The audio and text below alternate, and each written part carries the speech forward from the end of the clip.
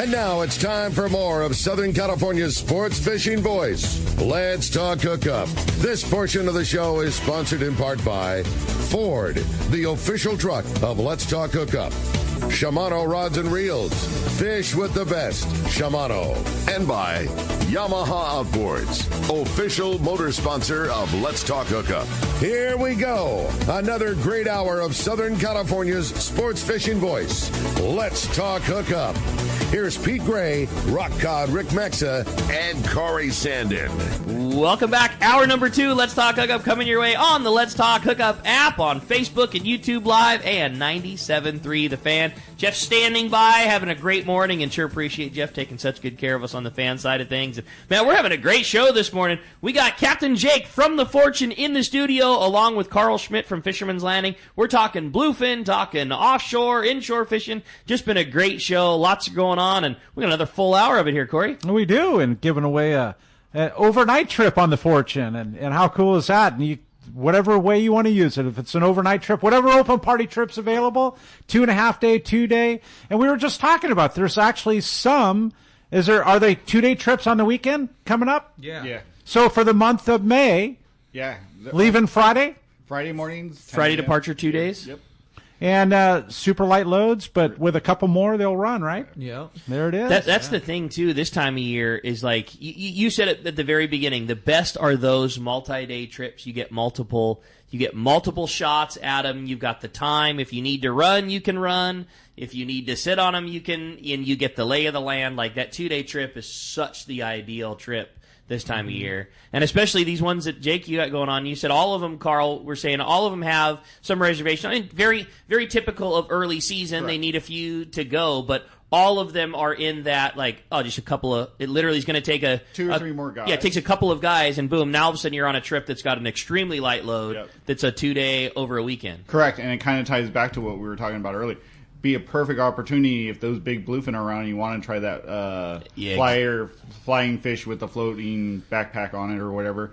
The light loads are perfect to fish those things. You know, if you want to try it. But yeah, a couple more people. The next starting the 16th, I think I said. A couple more people will make those trips a go. How cool is that? I dig it, man. How cool, right? I'm in for sure. So one lucky winner, I mean, could even take part in that. Just upgrade from the overnight trip to a 2 day, and away you go. There it is. All right. Hey, with that said, we're going to continue on with our catch report. We got the man, the surf guru, Gundy Gunderson, is on the line right now. What up, Gundy? Morning, Gundy. Well, looks like we might have lost Gundy, but we'll see if we can't get him back here. In the meantime, plenty going on, plenty busy, and if you want to get through this morning, give us a call on the phones. You want to participate, 833-288-0973. Again, 833-288-0973 is how you reach us on the fan. One more time, we'll see if we can't grab Gundy and get him up there. We got you there, Gundy? All right. Well, it looks like that might be part of our issue with the no audio from phone calls, but plenty of phone calls on this end. So why don't we jump back into those, Corey? Let's do that. How about Carl? Carl calling from Escondido. Good morning, Carl. What's up, Carl? Hey, good morning, guys. I got a quick question, a couple of them. Do you guys I've never done night fishing, so do you tie your jig straight to the braid, or do you use fluorocarbon? And what was the name of the rod that you were talking about earlier? So I like to try you need like a 200 to 300 pound bite leader is what we call them, that are about 3 or 4 feet long, 2-3 feet long. It depends how long your rod is, because you don't want the jig. You want to be able to hang your jig back on the rod or reel, you know. But I tie the Spectra straight to that is how I like to fish it. It's less drag going down, you know. Uh-huh. And then the rod you were talking about earlier, that heavier jigging rod. Yeah, like there's some from 310 Rod Works and UC that makes some small ones that are stiff and good. Phoenix has a couple. Those Megalodons that are like that. Just go to the tackle shop and ask them. You know, they'll have some in there usually. You know, they're one of those things you're starting to see factory wrapped versions of them a little more now. At the beginning of this cycle of those things coming into favor, they were only available in blanks. And Jake, I think you said it best. Several manufacturers that make nice ones, heavy ones, you know, like you're talking about, where we we would take the blank and then wrap them, into a complete factory style rod. But there's a half a dozen, and I think you said it best. Go into a tackle store, get with one of the guys, and explain what you're trying to do. You again, like sounds like Jake's recommendation is you're looking for a rod to kill the fish more than anything else. And those rods have kind of everything. You can get a rod that's much softer, that's really designed to get a ton of action out of the lure. Yes. And then there's heavier ones that get plenty great action, but also don't kill you when you're attached to a big one, and everything in between. Yeah. And the guy behind the counter should be able to walk you into whatever the right rig is that you're after. Yes, exactly. And in terms of Jake's, go heavy. Yeah, go heavy. Go heavy. Go heavy if you want it for tuna. Yeah, I like that. Good call, Way. Appreciate it very much. We had another great text come through. Good morning, guys. Great show. Jake, can you give us a rundown on what the bunk situation is like on the Fortune? I'm a bigger guy and appreciate a bigger bunk. If we're booking on an open party trip, is there any opportunity for us to book our bunk ahead of time? That's from Derek in Lake Elsinore. No, we do the bunks first come, first serve, like that. Just out of fairness to everybody. Exactly. But the bottom outside bunks are big. They're like almost his twin size bed big, But so the bottom outsides are all like that. There's 2 staterooms up forward for guys that come together or whatever, So 2 different staterooms up there, and then all the other bunks are standard bunks. They're a little bit bigger than your average bunk on some boats. That's perfect. Yeah. So if Derek wants one of those big double outside ones, just come a little early, check in, get your bunk, roll down to Point Loma Seafoods, get a squid sandwich and a cold one, and hang out and enjoy. But yeah, first come, first serve. So if you got a particular one you love, get there early, get it done. Yeah. I dig it. Why don't we jump back into those phones, Corey? Let's do that. How about Matt? Matt calling from Camarillo. Good morning, Matt. Good morning. What's up, Matt? Yeah, quick question. What are the meal packages you offer on 2 or 3 day trips, and how many can you fit inside the galley? Well, we can fit about 12 or 15 people inside the galley, and the meal packages we offer are 2-day trips usually $90. Yeah, then the 2.5-day trips and 3-day trips are included in your price. 2.5 and 3-day trips, the meals are included, and then that's just your standard breakfast, lunch, dinner, snack in between lunch and dinner there. He'll put some fruit and stuff out in the morning, and that's the food situation. Yeah, perfect. Yeah. And Jake, you coming from the Royal Star and that kind of a background, I'm sure the food scene is right up that long range style. Kevin, he does a good job. Yeah, it's always different too. He's not cooking the same thing every day, So it's awesome to see, right? Yeah, totally. Yeah. How about we jump right back into those phones? Corey, again, if you want to get your shot, it's 833-288-0973. Not only your chance to talk to Captain Jake, but also your chance to get to go fishing on board the Fortune. I know, it's something good right there. And Quinn calling from Blossom Valley wants his chance to. Good morning, Quinn. What's up, Quinn? Good morning, guys. Thanks for all the wonderful information. Hey, I'm intrigued by and I love the concept of the reverse overnight. But as I'm looking on the schedule, that looks like that ends around May 15th. And so my issue is, it seems like the best bites are at nighttime. And if you want to fish till 2 or 3 or 4 in the morning with about, I'm guessing, a 6-hour ride in and out, something like that, why there's no boats that come in after 6 or 7 in the morning? Is it all about just the fish processing pickup, or why couldn't we schedule some boat, hopefully the Fortune, that comes back a little later in the day?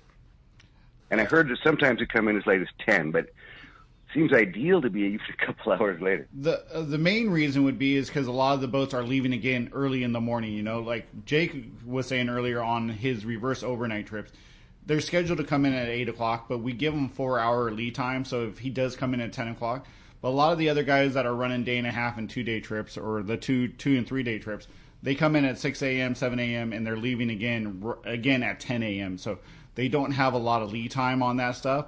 And some of it does have to do with processing for the guys that do have same-day service. If you got 6 or 7, 8, 9 boats coming in the morning and you got a ton of people doing same-day service, if you're coming in at 10, 11 o'clock, you can't accommodate all those. So it's a give and take on some of the stuff. But like on the reverse overnights, he does have 4 or 5 hours between those return times and departure times.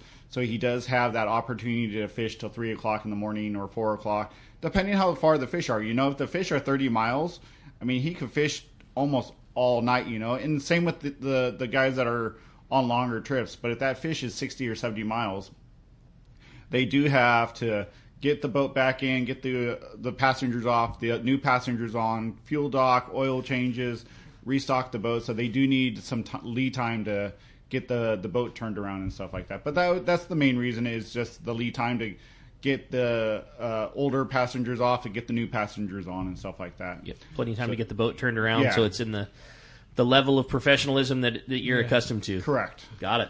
All right. Well, hey, appreciate that very much. Had another good text. Says, good morning, guys. Great show. Love hearing from local captains like Jake. Jake, my question, when you're fishing at night with your speed jigging rods, do you like to fish with the true jigging style with lots of lifts and drops while you're pumping and winding the jig, or is it all about getting down fast and getting bites on the fall? Also, how do you deal with adverse conditions like wind and current? That's from Daniel in Santa Barbara. So I like to drop it down, and then come up jigging. But because you can come up just as fast as winding when you're jigging, like the speed jigging thing, So drop it down to 350. Usually 90% of the time the fish are at 240 feet. That's the spot. That's about that's the where spot. they like to live. Every once in a while they're deeper, So that's why I like to go a little deeper. You want to make sure you go through the fish and then come back up through them as well. But I'd say a good 80% of the time, your bites are on the fall. Okay. And I've gotten bit all ways. I've gotten bit winding up as fast as I can. I've gotten bit speed jigging. Speed jigging seems to work a little bit better on the way up, And when you say speed jigging, you're turning the handle fast and then also like eliciting some quick pumps or jerks on the rod while you're turning the handle. I do it every turn. Like on the bottom turn, I come up with my left hand. And then down with the turn and then up with my left hand. Like every other turn is a jerk, So it's like you're bringing the jig up, but at the same time you're letting it fall an inch or two or several inches. It's getting a little dance and a little shooting the jig out to the side a little bit. All comes from Shimano and the butterfly jigging system. Really, I mean, it's that scenario that comes from Asia, Japan, and Shimano brought it to the U.S. like 20 plus years ago. I mean, it's taken off. Yeah, no doubt. It's the deal. And when you had talked about the importance of having your jig falling and how true free fall, free spool, that kind of thing is, when he had mentioned how do you deal with adverse conditions. So what do you do when it's windy or there's a lot of current in terms of scope? Is it you go up in jig size, get a heavier jig. That's typically the rule of thumb is the heavier the wind, the heavier the jig. Okay. But I would imagine the lighter the jig you can get out, because you never want to be surfing your jig. We call it surfing.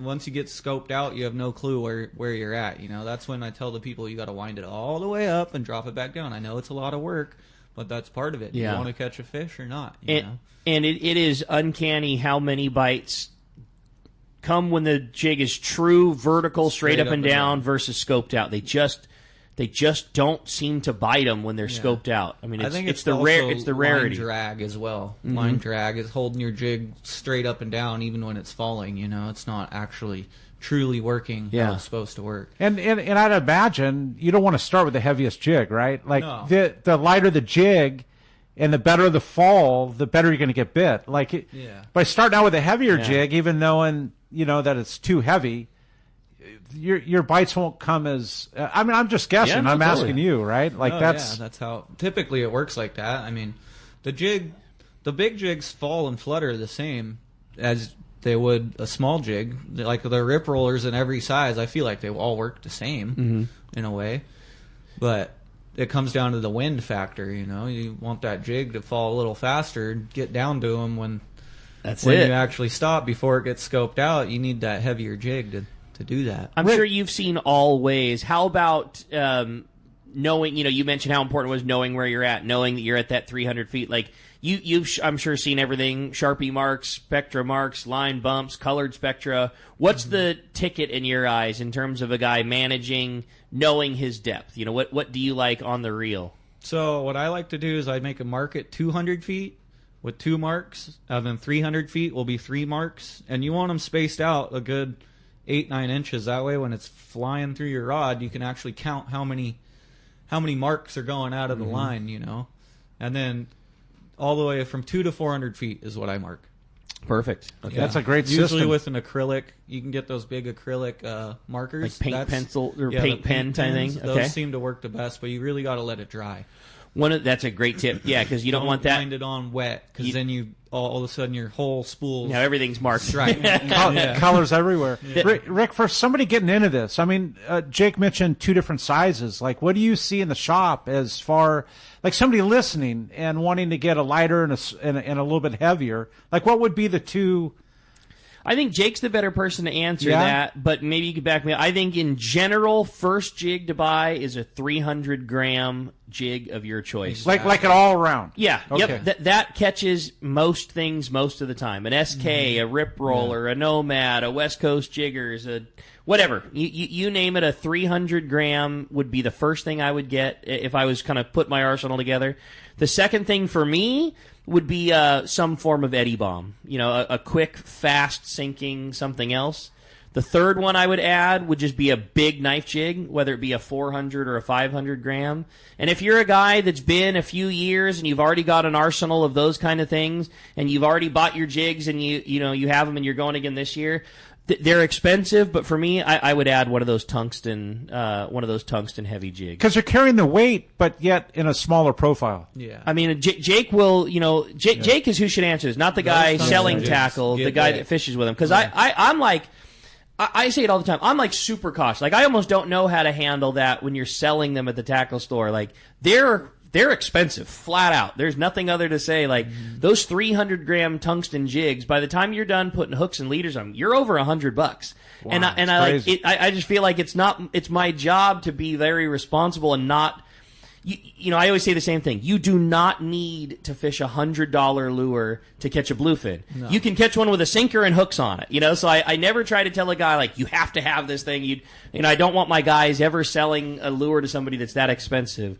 With all that said, dude, they work so good. They just sink so fast, and they're small, and they're easy for those fish to eat, and like a 40-pounder eats them great, and they end up in the back of their throat, and you hook them really good. Yeah. But they're heavy, and they still pull line off of a reel. Just awesome. I think they fish so good, and I really do think they're worth the money. But you just have to be so cautious in how you offer that to somebody. Like, I never want a gentleman that's fishing from out of town that's not going with us all the time to feel pressured into buying a $100 lure. So you just have to be very tactful how you explain, its effectiveness. Is it effective? Absolutely. And there's a place for it. Yeah. Is it worth it? Probably. Yeah. But man, it's a case by case thing. And these things, the jigs do go bye-bye. So they do. Something you want to expect to lose. You got.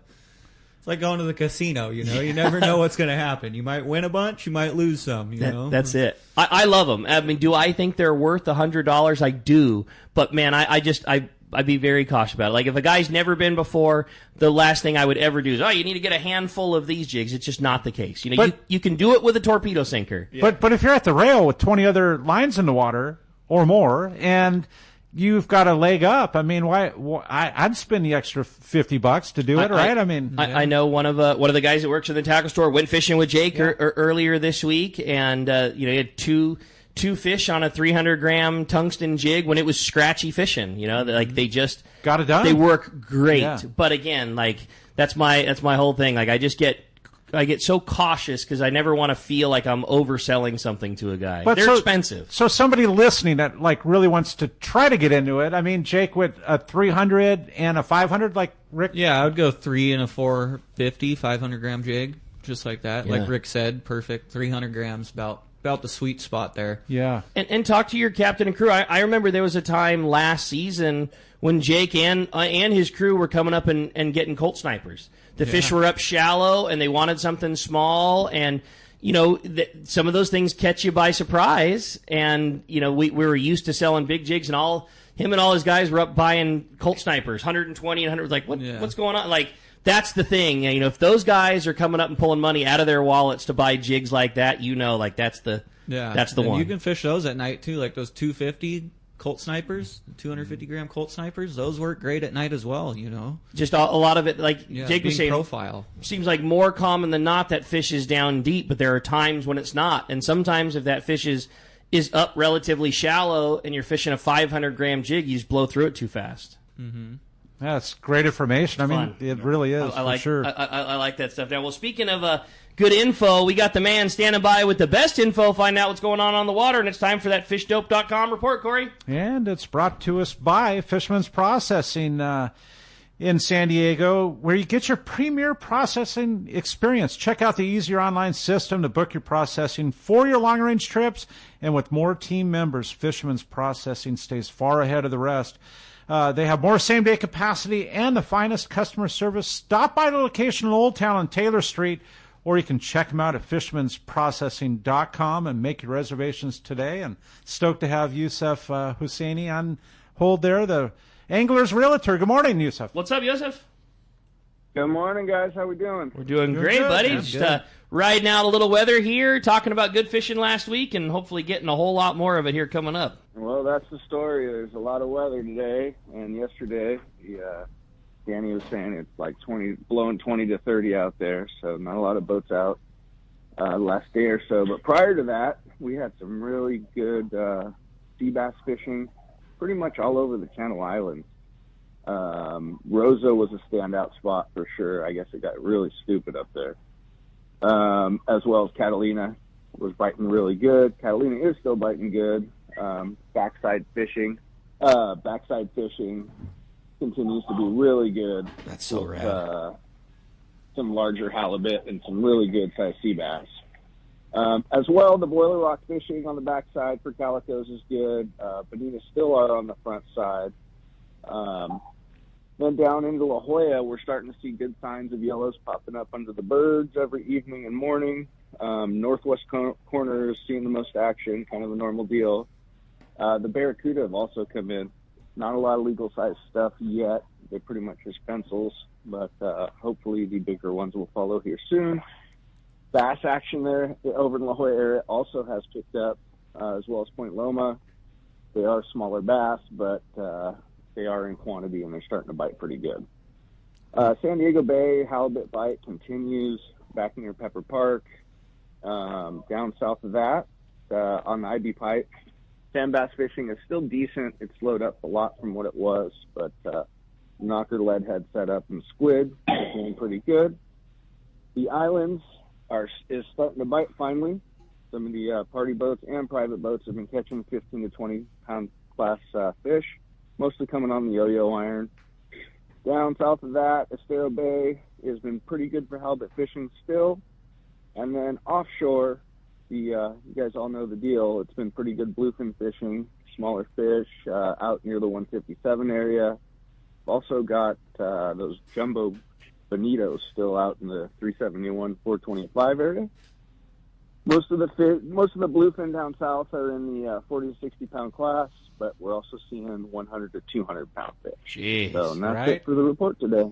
Dude, a little longer, but we're getting some good fishing. Oh, we'll take that. Halibut and sea bass up and down the coast, and good local fishing here in San Diego with the local yellow starting to happen, and bluefin down below. We'll take that just fine, man.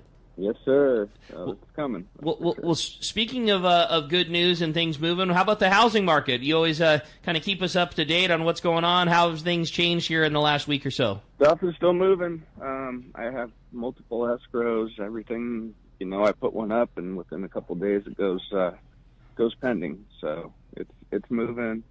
Things are starting to move. Rates are still decent. We're running right in the sixes, and it's going. If anybody needs to buy or sell anything, give me a shout. That's what I love it, man. Appreciate it very much, as always, Joseph. If somebody wants to keep in touch with you, everything that's going on with the Angler's Realtor, get yourself an eval for your home to know where you stand. What's all the good stuff? How do we find you? You can get a home evaluation on my website at SoCalHomeEval.com. You can get me on my cell phone at 619-277-2169.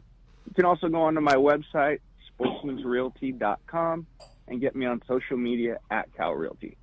Awesome. Wow. Great job, as always, Yusuf. Appreciate it. Thanks for keeping us up to date, and we'll look forward to talking to you next week. No problem, guys. Take care. Have a great week. You too, buddy. Appreciate that very much. Again, hey, just a quick reminder for those that are just joining us, audio from callers and the commercials only available on the app and on the fan today. So if you're joining us on YouTube or on Facebook Live, as so many people do, and we sure appreciate you taking the show in that way, audio will only be available the other way. So you can put the audio up on the TV and kick the fan on the radio, or kick off the Let's Talk Hookup app and listen that way, but watch from the stream. I think they might have missed the fish reports and been wondering why we're so quiet, right, Rick? Exactly. So, yeah, go to 97.3 The Fan, or, like Rick said, you always get it on the Let's Talk Hookup app, and just having a great time. And that report was brought to us by Norsk Lithium, the ultimate choice for marine adventures. Norsk delivers unmatched starting, trolling, and electronics power. Norsk batteries are packed with cutting-edge technology. Upgrade your marine power today. Set up your system at norsklithium.com, or you can go see the trolling motor doctor in L.A. right there. That's how it works, man. Yeah. Hey, phones are packed up. If you want to get your chance to get through, talk to Jake and your chance to win a fishing trip, 833-288-0973 is how you do it. In the meantime, the phone lines are packed. We're going to jump back into the text. It says, hey, guys, I saw you have several of the reverse overnights coming up. Wondering if you could give us a little bit of rundown on how you like to set up your nighttime jigs, Jake. Do you like a heavy bite leader? Do you like hooks at the top of the bottom? Do you like treble hooks versus single hooks? What is your favorite style of setting up your night jigs? That's from Mike in San Juan Capistrano. Hey, Mike, so I typically, you always have to have a bite leader, no matter what. Have a bite leader, unless you want to lose that $50, $100 jig like we were talking about. And what size? What do you like for that? Heavy. 200. Okay. Yeah. I usually like 200. Perfect. That's about enough, 200 on the bite leader, and then I usually never have hooks on both sides of the jig. Always have hooks either on the top or the bottom. I typically like the bottom because they eat it when it's falling, and that way the hooks are kind of towards the center of the jig as it's sinking. Yeah. That's a good tip. Yeah. That's a good way to put it, for sure. Yeah. Mm-hmm. And why do you not like on both sides of the jig? It's very dangerous when you do get a fish on the deck, and then also, like with those longer jigs, that top hook will snag the fish in the side. Next thing you know, you're bringing the fish in sideways instead of by the mouth. It ends up being a 40-pounder takes an hour to bring in, because you're pulling it in sideways and backwards. And it's one of those things that if it's happened to you, you know exactly what you're saying. And if it hasn't, don't use it two hooks. Trust us. And I'm sure for you as an operator, it can be a numbers and time and minutes thing. If you're short stopping and you get onto a school and you hook 2 or 3 and you hook 2 or 3 and you hook 2 or 3 and that's how you're making your night. Mm-hmm. If a fish that should be 15 or 20 minutes long takes an hour, which that's very you take a 60-pounder and you put a hook in his mouth and another one in his pec fin and try to wind him in sideways. He feels like 160. And a guy's worried about not horsing too hard because it's his big fish and all those things, and you lose 40 minutes of time. That could be 2 stops, and those 2 stops could equate to X number that could be your night. Exactly. You gotta get in and get it done. Have to capitalize on the time on the water type of deal. Yeah. Carl, another thing I wanted to mention, and thank you very much for the text, Mike. We were talking about line and line marking. One thing that, big hats off, that we talked about it a little yesterday too, is the quality of rental tackle that you guys provide at Fisherman's Landing. And this bluefin era really changed how rental tackle was. In the old days, it was always adequate and it was always fine to go catch a fish. And then all of a sudden we found ourselves in this cycle of fishing where you could go on an overnight trip on the Fortune and be looking at a potential 200-pound. You'd be looking at a cow on an overnight trip. A reverse overnight tonight. Jake could easily go get a good school and have a 200-pounder. That's all within range. And so rental gear had to change from just being good enough to, good enough isn't good enough anymore. Yeah. And I know you guys made a very serious investment in CalStar rods, Talica reels. Yep. And this whole thing was just about the marked spectra. Yep. And I know that you guys went all that route too and used, depth indicated spectra. It's really high end stuff. Yeah, we definitely try to listen to the captains and the passengers and the feedback and stuff. But yeah, obviously 3 years ago or so, we need something better to, like, for our guys that are not experienced, can't tell what the difference between 100 feet and 300 feet is. And so we switched all out the white Spectra. All the heavy outfits have now meter line by Power Pro, changes color every 100 feet. So when Jake says, hey, the fish are 300 feet, let 3 colors go down or a little more, so you get through the bite zone and you can work that jig or whatever. The guy that's never been fishing before or only been fishing once or twice knows exactly where their jig is and can feel confidence in, my jig is in the bite zone. I know where my jig is. I know I have a chance of getting bit. Right, because if Jake tells you they're at 40 fathom, man, you got to be able to get there, stay there. Where your jig is at. Yeah, at exactly. All times. If you think I'm at 100 feet, but you're really at 400 feet or vice versa or whatever, and the fish are somewhere else, you're out of the game. You're out of the game. Period. Might be the most important part of it. You know what I mean? Like, you have to know where you're at. And it doesn't matter how expensive your tungsten jig is if you're dangling it at 100 feet and all the fish are at 300. Or what happens very easily, too, is, a guy will think, okay, I'm probably down there, and it's 3 times too far down. You're thinking you got to get down to 300 feet, and you're not realizing how fast you can get there. And a guy's hanging his jig and trying to jig up, and he's at 600 feet and below everything. And knowing where you're at is critical. Correct. And every rental piece of gear that is fit for that style of fishing, has that, Power Pro offshore depth changing line. Yeah, and if you go out there and you lose a jig and you lose 100 feet of Spectra or whatever, that reel comes in, gets new Spectra on it. I mean, it's all hollow core, so we can splice it, but most likely all that line's coming off the reel, pretty brand new line on it. So hundreds of dollars worth, man. Right? Yeah, I mean, but you can't not. It's right. It's got to be that way. I don't want a guy to come to Fisherman's Landing, hop on the Fortune. He just spent $500, $600, and then go out there and hook a fish of a lifetime, and the line to fail or whatever. It isn't an option. It's just not an option. These guys are spending their hard-earned money, and might be their first time. If they go out there and I rented this rod, I just spent $90 on it, hooks a 150-pound fish, lose it because something breaks, we lost that customer forever, or they're going to go somewhere else. But that's why you have it the way you have it. It's not going to happen. Yeah, exactly. Hey, we're going to be right back. You're listening to Southern California Sport Fishing Voice. More from Carl at Fisherman's Landing and Jake from the Fortune when we return on Let's Talk Hookup. 97.3 The Fan, YouTube, and Facebook Live. Everything about Katmai Lodge is first rate, and it should be on the bucket list of everyone who enjoys fishing. This is Brandon Bono. My visit to Katmai Lodge is an experience I will never forget. Constructed on the banks of the Alagnak River in Katmai National Park, the lodge is a fishing dream come true. The experience is incomparable. Whether bait casting, spin, or fly fishing, you'll find king, sockeye, chum, coho, and pink salmon, plus trout, grayling, char, and dolly varden. Their guides are amazing. Days are exciting and fun with hot lunches and snacks served on the river. The brown bears, bald eagles, beaver, otters, and other wildlife you see is amazing. The lodge staff is great. There's complimentary wine, beer, and appetizers before a fantastic dinner every evening. Take it from me, a trip to Katmai Lodge should be on your list. For information, visit katmai.com or call 1-800-330-0326. Once again, that's Katmai Lodge, KATMAI.com.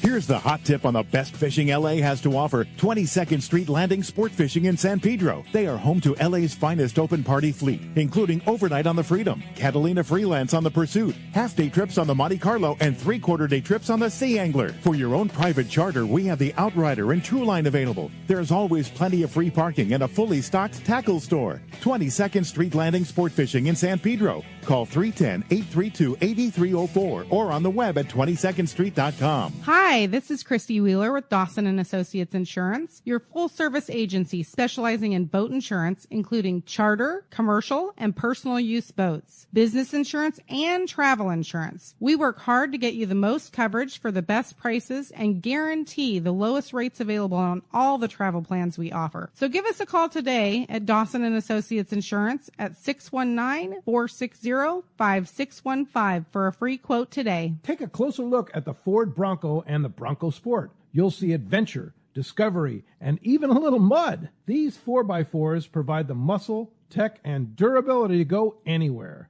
Get your ideal combination of power and capability to handle whatever comes your way. Whether it's taking something down to the launch ramp or going out in the desert, it's time to see Ford in a new light. Visit your San Diego County Ford dealers to check out the new Ford Bronco or Bronco Sport today. They'll be glad to hook you up.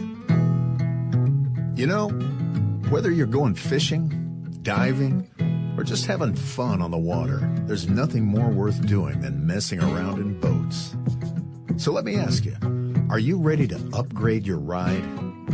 Boat and Motor Mart of Oakland is your exclusive Western U.S. dealer for Steiger Craft. Created for inshore and offshore waters and laid out with the serious fisherman in mind, Steiger Craft has built a solid reputation for performance and excellent rough water handling. If adventure on the water is what you live for, now's the time to invest in your passion.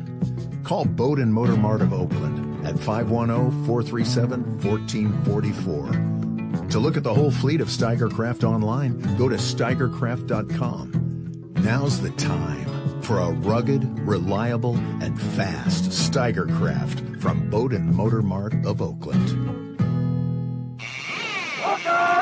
All right, welcome back to Let's Talk Hookup, and having so much fun in studio. I'm learning a lot from you, Jake, from the Fortune, and having Carl from Fisherman's Landing in studio. And dude, we're giving away an overnight trip on the Fortune, which is super cool. Thank you, Jake. And the lucky caller or texter that wins that at the end of the show, we're going to have Jake flip this coin right there. Prize coin. Right, exactly. Right. And you can upgrade that, do whatever you want on any open party trip available through Fisherman's Landing on the Fortune. Yep. Super cool, Jake. Thank you.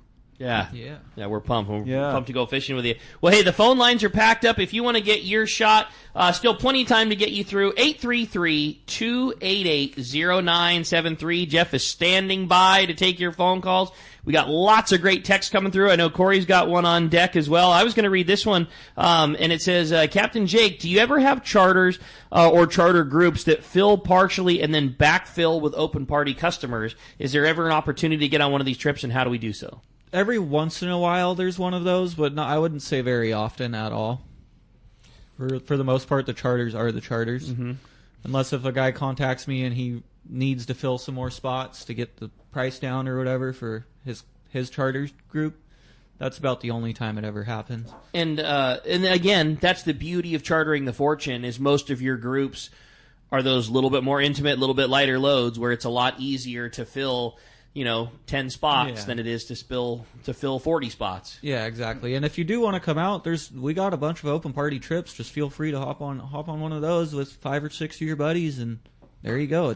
That's like your own little mini trip, right? You talked about these Friday departure 2 days that you have coming up, and all of them are kind of that way, where they all have several guys on them and just need a couple. What's an average amount? I know it kind of fluctuates with fuel and things like that, but what's an average kind of minimum load that it takes to get your 2 day open parties going? I'd say about 8. Okay. Yeah, Jeez, 8 that's people. Right. Can you imagine that? So yeah, if the trip's already got a few guys on it, you get 4 or 5 buds together. Like that trip's going, and it damn near is your own private charter. Yeah. And having 8 or 9 guys on the boat's a 65-foot boat. Very comfortable. 8 guys, 10 guys big. on it. That you have all the room in the world for you. You might as well be. It's like fishing the XL with 20 or 30 guys on there. It's just you have so much room, very little tangles. You guys can work together really well and stuff like that. So that's the nice thing about running with a light load or 8 or 10 guys on a boat like that. Your boat has a history of good bluefin fishing. Even before bluefin was in vogue, the Fortune has always been one of those bluefin killers. And I don't know if it's the hull like Carl was talking about, or just that you're just another guy in the lineup of great operators that have been with that boat. But it's just got a lot of great things going for it. It holds a ton of bait. Mm-hmm. I know that was an addition that was done to the boat in recent times, and your fish care is awesome.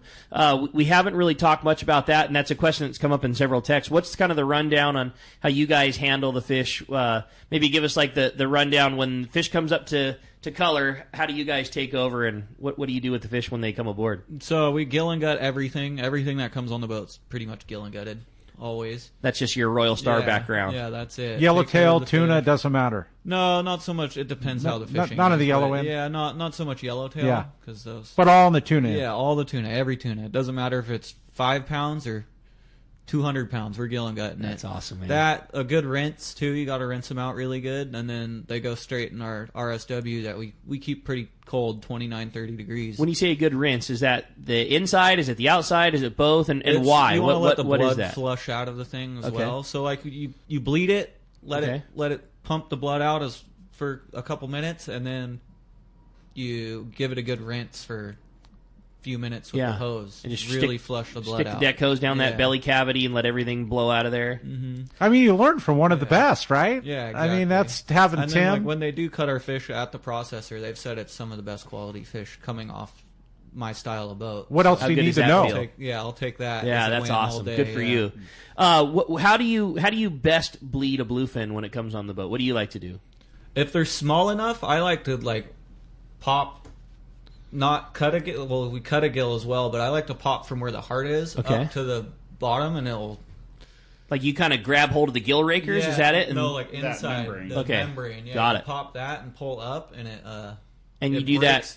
It breaks every gill raker. At once. Do you do that just with your hand, with a knife, with a pair of shears? How is that done? With your hand. Okay. But the big ones I'll do it with a knife. Okay. Yeah.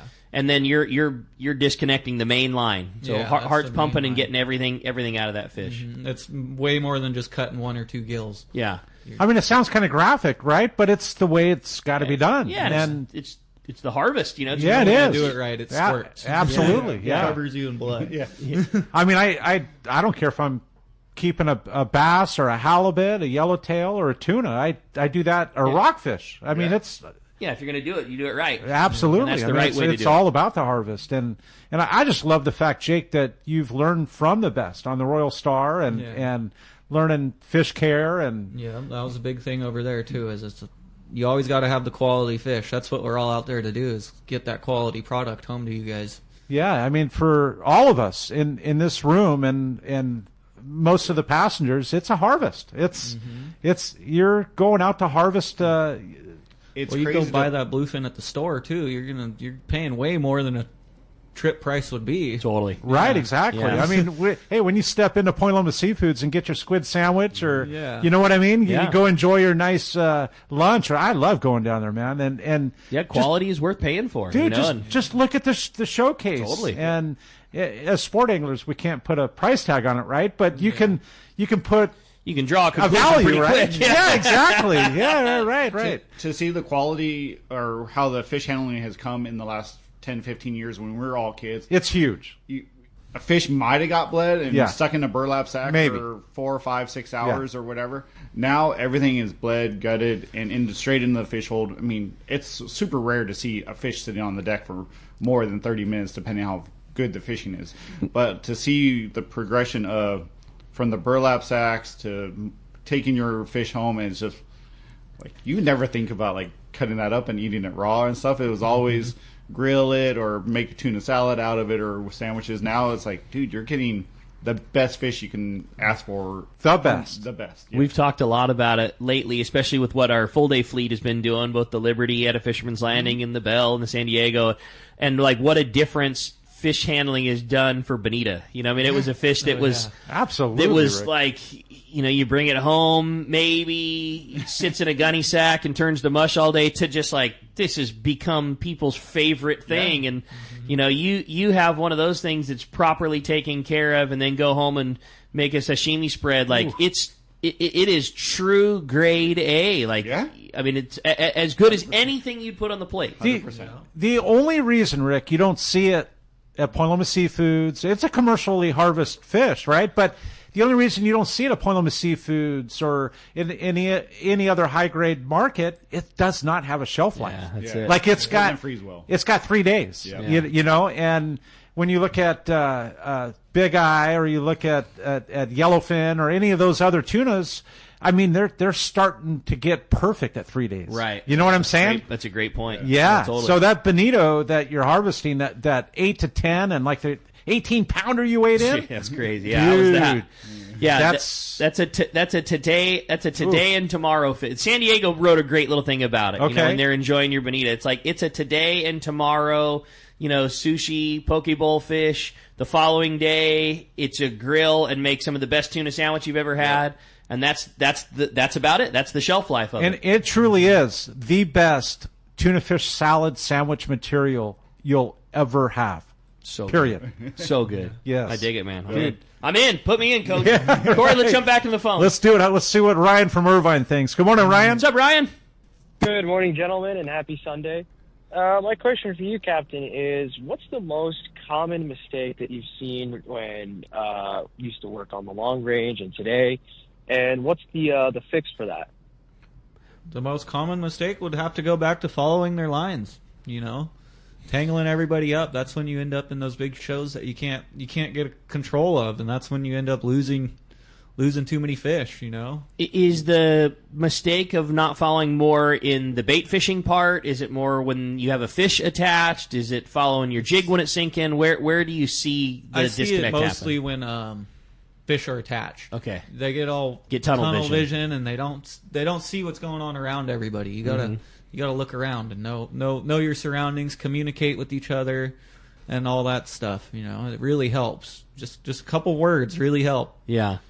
And knowing where you're at and anticipating what that fish is doing. Yeah. And also realizing that a little bit of angle in your line is a lot. It's a lot. Yes, that's a huge thing. It's a little. And if a 40-pound tuna is going one direction, you need to go that direction. Yeah. You can't I'll drag him back this way. It doesn't work like that. Yeah.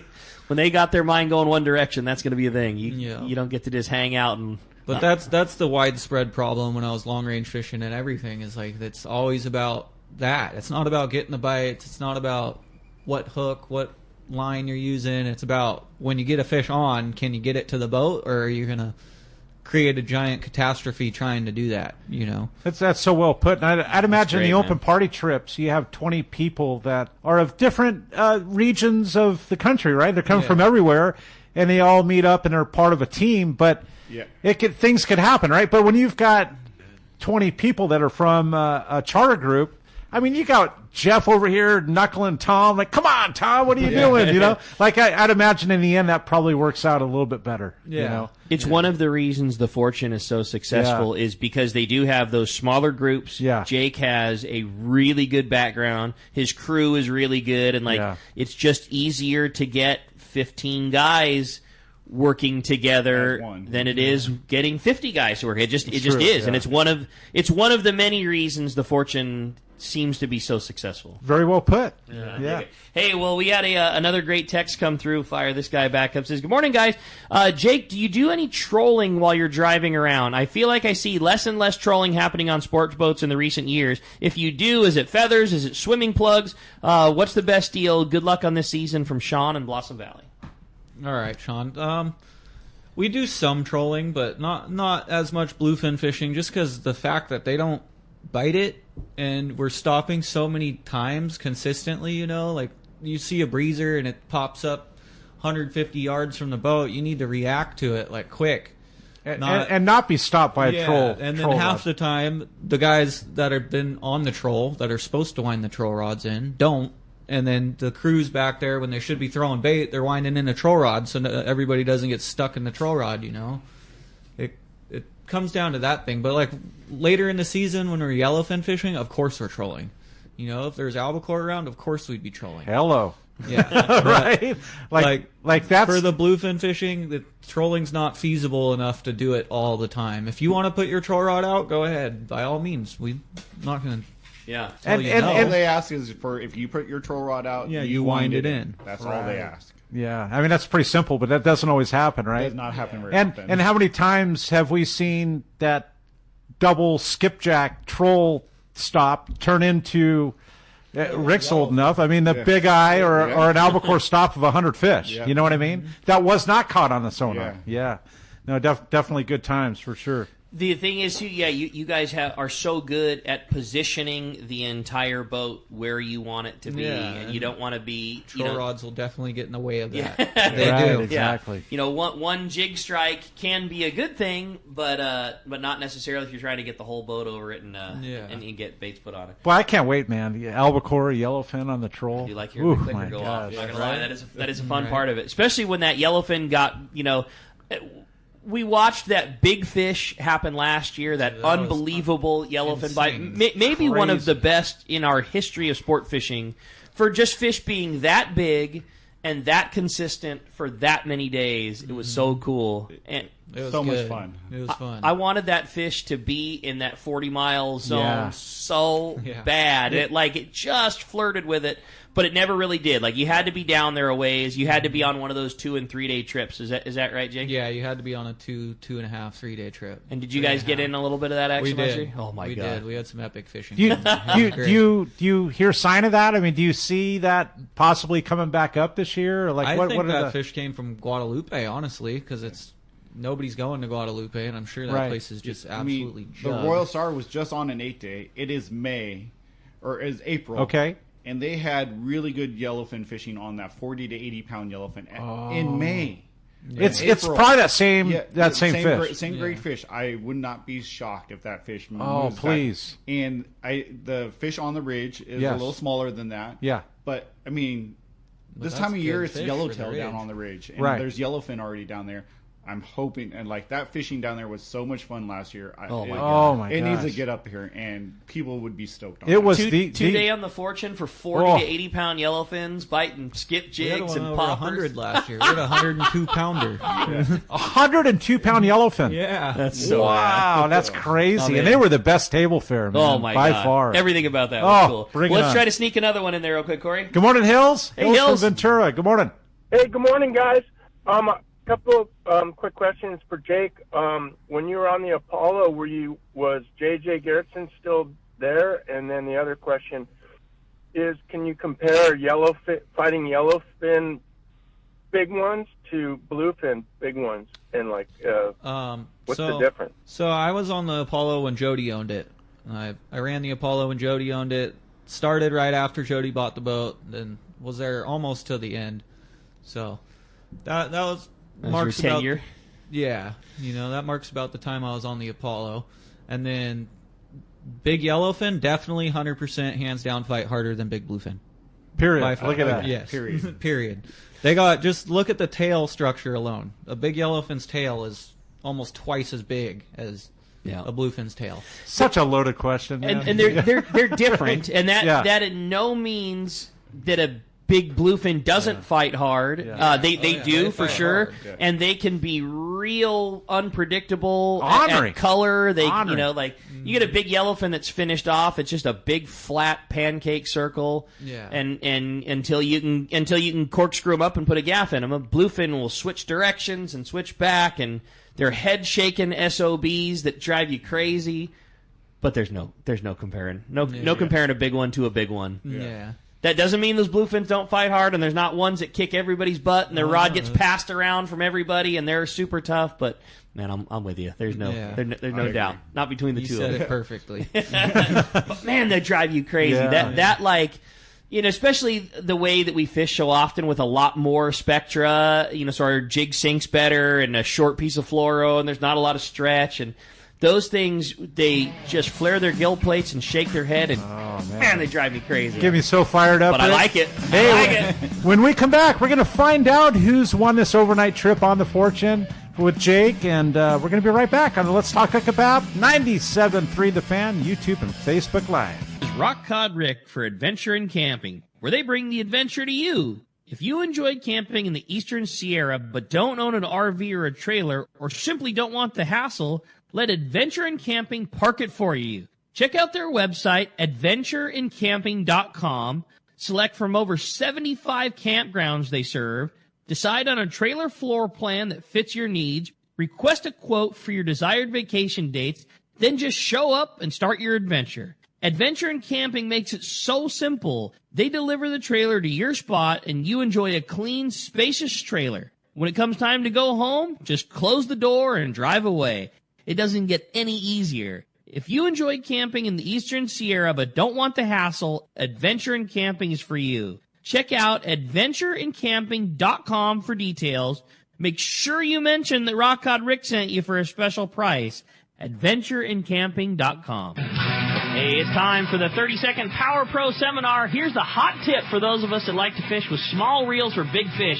fill your spools with Power Pro Max Quattro. It's 25% thinner than standard Power Pro. That means you're going to get more line on that small reel. Plus, you can fly line your bait more effectively. Here's another tip about Power Pro Max Quattro. Your casting distance will increase in addition to increasing your spool capacity. So downsize your tackle and use Power Pro Max Quattro. Check PowerPro.com for more information. Hello, this is Captain Mike Totter from Searcher Sport Fishing. Alongside my colleague, Chef Josh Evans, and our dedicated team, we invite you to join us aboard the Searcher. Our fishing trips range from 1.5 to 8 days, available May through November, and include charter options. We're committed to upholding a legacy of top-notch customer service, delicious food, and a friendly and talented crew. Book your fishing adventure online at searchersportfishing.com or call Rachel at 619-226-2403. That's searchersportfishing.com. We look forward to welcoming you aboard. Many years ago, Baja pioneer Bob Van Wormer found the area he called the Great Fish Trap in the East Cape of southern Baja and built what is now regarded as the premier East Cape resorts of Palmas de Cortez and Playa del Sol. Today, following in their father's footsteps, Bob's sons, Bobby, Chucky, and Eddie, have taken Palmas de Cortez and Playa del Sol to new levels with the largest sport fishing fleet in Mexico, a luxurious spa, and top-of-the-line resort amenities. Van Wormer Resorts have become a destination for travelers worldwide. But for us, Palmas de Cortez and Playa del Sol are just a short 2-hour flight away. No other tropical fishing destination offers the experience and value that you'll find at Palmas de Cortez and Playa del Sol. Now you can plan your Baja fishing vacation quick and easy by visiting VanWormerResorts.com. And when you're ready to book, it's quick and easy. Or simply call 877-777-TUNA for more information. Van Wormer Resorts, the East Cape's finest. For local or long-range fishing, we have you covered. Hi, this is Doug Kern from Fisherman's Landing Tackle, the saltwater tackle professionals. Being a part of the San Diego Sport Fishing Landing gives us a distinct advantage when it comes to getting you on the latest and hottest tackle for your trip. Our expert staff knows exactly what you need for your long-range or local trip, and we will not sell you something you don't need. We carry a huge inventory of the right tackle. So visit us at Fisherman's Landing Tackle at Fisherman's Landing in San Diego. The name that stands out among anglers is Fisherman's Landing, your top choice in local and long-range fishing. Our hardworking crew will make your fishing experience one to remember. We offer the finest open party trips from 1 to 3 days, the best charter boats available, and of course, our world-renowned long-range fleet is second to none. All our open party trips can be easily booked online at fishermanslanding.com or give us a call. I'll see you at Fisherman's Landing in San Diego. All right, welcome back to Let's Talk Hookup. We're going to have Jake flip the coin. Go ahead and flip it on the deck find here. out who's going fishing right? on the Fortune. We're going to find out who's won the overnight trip. Hey, it's a texter. And today that happens to be Jay. Jay in San Diego. Congratulations. Jay, you are stoked going fishing with Captain Jake. Well, man, if somebody wants to get in on what's going on right now, like you say, we got just today's worth of weather to get by us, supposed to be done this afternoon, and then we've got a really nice week of weather shaping up. Jake, if somebody wants to do one of these reverse overnights that you got going on, or I still think the best deal in town, you talked about those 2-day those 2-day Friday departure trips. How do we keep in touch with what's going on with Fortune? Yeah, just get on the Fisherman's Landing website, and our whole schedule for the whole year actually is up there right now already. With those 2-day trips, that's ample time to go out there and figure out where everything's at, stay on them in the daytime, also do some yellowtail kelp fishing, keep looking around, and then you get that next night as well. So that's it. Heck with that, I want to charter the boat, man. I want to pick my own group. And we call Fisherman's Landing to get that done? Yes, exactly. And then also those reverse overnights, if we can keep them going, we'll keep them going for a few more weeks here. I love it. Hey, we'll appreciate it, guys. Great job. We'll look forward to hearing more. We'll look forward to having you next week and next Saturday. Captain Ryan Boston of the San Diego. Next Sunday, Bob, who's from Costa. Going to be a couple of great shows. Appreciate you listening. We'll talk to you next week on the Let's Talk Hookup app, Facebook and YouTube Live, and 97.3 The Fan.